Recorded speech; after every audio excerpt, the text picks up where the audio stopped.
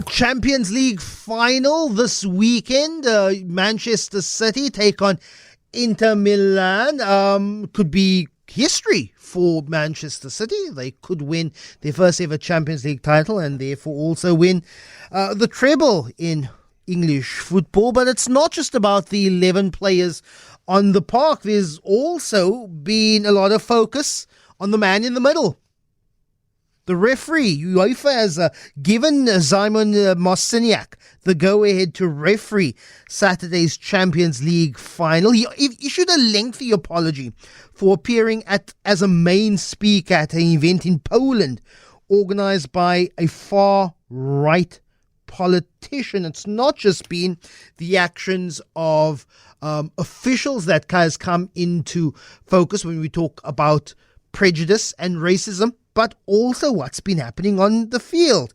In La Liga, Spanish football, a couple of weeks ago, Vinicius Jr., he's a 22-year-old Brazilian, one of the greatest players in the world, and in one of the last games of the season, came in for continued racial abuse.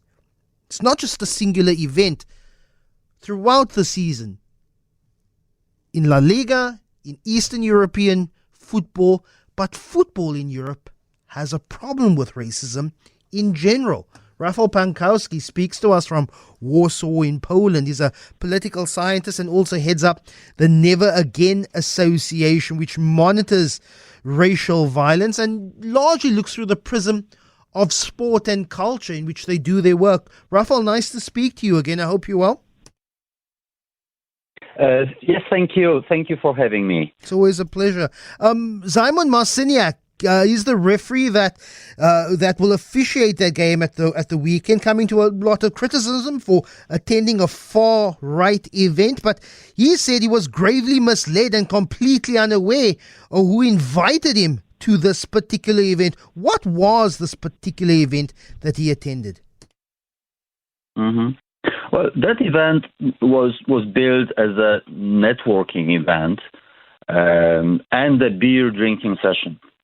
But of course, the problem is that it was organized by someone called Sławomir Mencen, who is a leader of a far right, extreme right party, who himself has a record of activities against Jews, against minorities, against gay people. So that is why the Never Again Association issued a statement calling upon Mr. Marciniak, the referee, to distance himself from this kind of far-right politics. Which he did, and he apologized for that mistake, and we accepted the apology because, well, we think, well, it is an educational experience for everybody, and I am sure Mr. Marciniak, the referee, would not repeat this kind of mistake again. I think that UEFA reacted in a good way because they investigated the situation rapidly, and I think they made sure that Mr. Marciniak's apology was reported widely.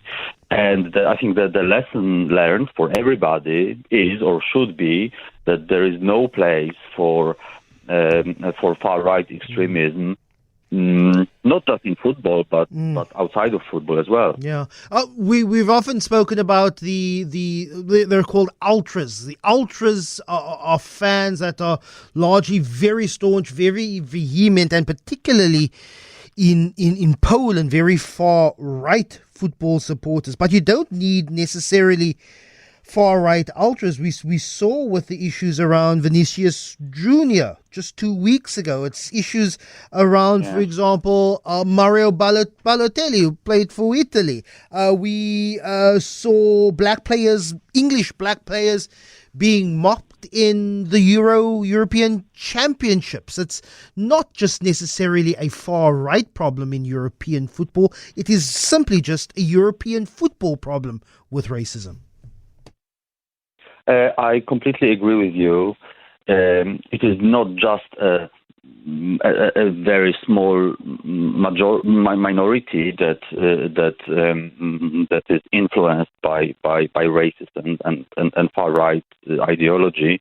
It is a significant problem still across Europe.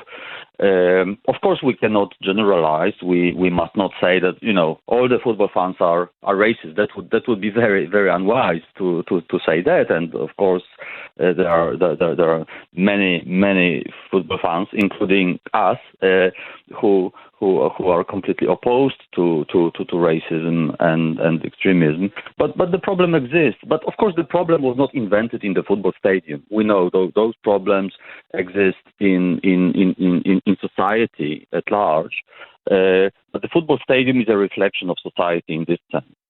And I think by now we expect football not just to be free of racism and extremism, but also to give a positive example, because it's a major, it's an important site of education, of socialization, especially for young people who learn their values from football, from the role models, from the players, the big stars, the idols. But also the referee should be a model, should be an example. We know the world is a more polarized, more polarized place than the last 10, 15, 20 years ago. Many huge, strange steps made in intolerance and acceptance, not just when it comes to people of different races and cultures, but also gender and sexuality as well. But over the last while, we've seen a particularly more polarized world, and we think whether the steps of the kick racism out of football movement, whether the take the knee movement, whether it be rainbow armbands on players standing up for LGBTQI rights, we wonder if there's any effect on the nature of our sports, our teams and our supporters, if the culture with the communities, if the society and the countries around them are being influenced by conservative and bigoted views. Rafal? Well, I think we cannot expect to win this fight in football as an isolated field. This fight goes on in football and outside of football, but I think football can play a positive role. Those players you have mentioned, and there are many other examples. They have faced racism, but what's important is also they spoke out against racism and intolerance. I think nowadays one more challenge and one more important subject in football and outside of football is the treatment of refugees. In the case of my country, Poland, it is mostly about the treatment of the refugees from Ukraine, and I think football and footballers and football figures, they have an important role in promoting solidarity with those groups that may be marginalized, that may be discriminated against. And I think we can draw a lot of positive examples and positive stories from that. Rafal So Pankowski, yes, there is a lot of problems of intolerance, but there are also good examples of fighting against intolerance in football as well. Rafal Pankowski, he heads up the Never Again Association, using sports culture, particularly football, to drive a message against racism and intolerance. Really appreciate your time all the way from Warsaw